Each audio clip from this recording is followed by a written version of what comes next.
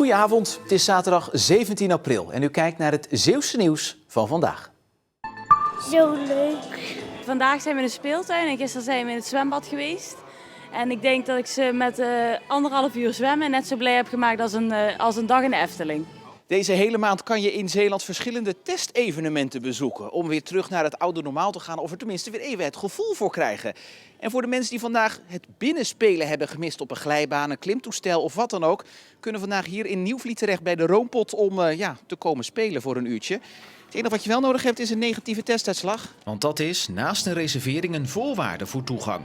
En ondanks het mooie weer viel de opkomst niet tegen. We merken dat de plekken die we hadden voor deze morgen 2 van de 3 zijn toch bezet. Dus dat betekent 20 gasten die zich ingeschreven hebben. In Zeeland kan alleen de teststraat in Geersdijk voor een geldige testuitslag zorgen. En de afstand daar naartoe vanuit Nieuwvliet is een obstakel. Vanuit hier zou je echt volgens mij 80 kilometer moeten rijden om je te laten testen. Het zou wel wat laagdrempeliger worden op het moment dat het dichterbij zou zijn. De meeste gasten hebben zich dan ook onderweg van huis naar een vakantieadres laten testen. Mocht een negatieve testuitslag een standaardvoorwaarde worden, dan vindt de Roompot het geen slecht idee eigen teststraten in te gaan richten.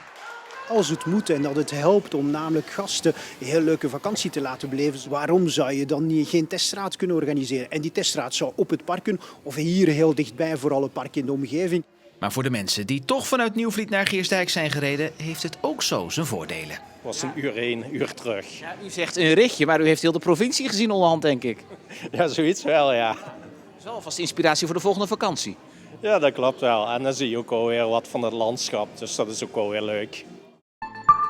Mondkapjes. We gebruiken ze om corona tegen te gaan, maar we zijn er ook slordig mee. Overal slingeren ze rond. De opruimploegen van Orionis op Walcheren moeten daarom zelfs vaker op pad dan voorheen. Dan komen ze tegen in de natuur, op de parkeerplaatsen, langs wandelpaden. Het is enorm. We hebben tegenwoordig natuurlijk het takeaway gebeuren. En daar komen we natuurlijk ook allerlei afval tegen op parkeerplaatsen en op duinroutes, langs de doorgaande wegen. Dus het is voor ons veel belangrijk om veel vaker op te ruimen. De mondkapjes staan inmiddels in de top 3 van het meest gevonden zwerfafval. Absoluut nummer 1 staan de energiedrankjes. Op nummer 2 inmiddels de mondkapjes. En op nummer 3 de blikjes bier. En al doen ze hier nog zo hun best, niet alle mondkapjes kunnen worden opgeruimd. Zoals u bijvoorbeeld hier achter u ziet, is een natuurgebied. De wind doet zijn werk. Als wij het niet opruimen, dan waait het natuurgebied in en daar kunnen we echt niet komen. Mondkapjes waaien bijvoorbeeld ook soms in bomen. En die blijven daar hangen en dan hangt er zo'n lelijk blauw ding in een boom. En daar kunnen we natuurlijk ook niet bij. Dus dat is gewoon zonde en erg belastend voor het milieu.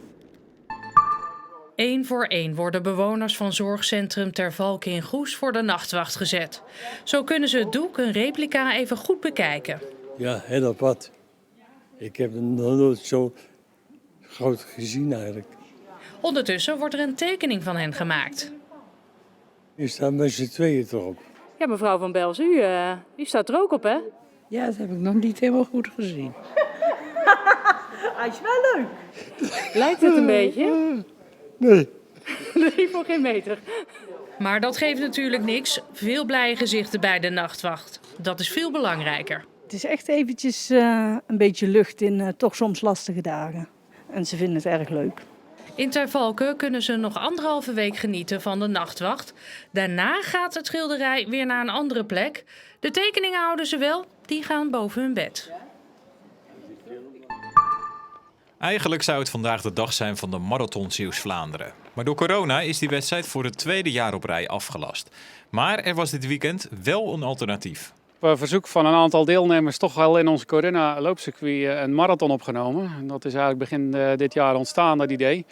En we hebben daar uiteraard de aprilmaand voor gekozen, omdat dan eigenlijk toch wel een beetje de marathonmaand is. Dus ook vandaar de keuze is gevallen op een marathonparcours rond Hulst, het Hulsters Groot Eiland. Het circuit kan de hele maand april gelopen worden. En als hardloper word je tijdens 5 rondjes van 8,4 kilometer beloond met deze mooie plaatjes. Heel mooie omgeving, veel natuur, zo langs het water. Dus schitterend. Het is natuurlijk een mooi stukje natuur in Zeeuws-Vlaanderen. Je hebt van alles wat, mooie kreken en wat stieren en paarden die meerennen. En, ik heb wel genoten.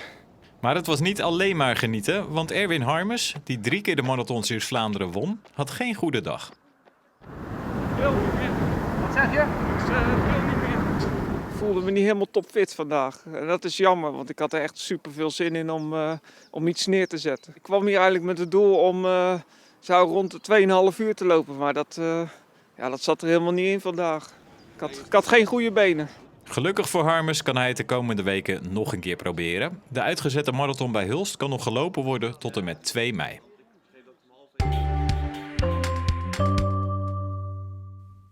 Opnieuw een mooie dag vandaag met veel zon en ook felle zonneschijn met die noord- tot noordoostenwind.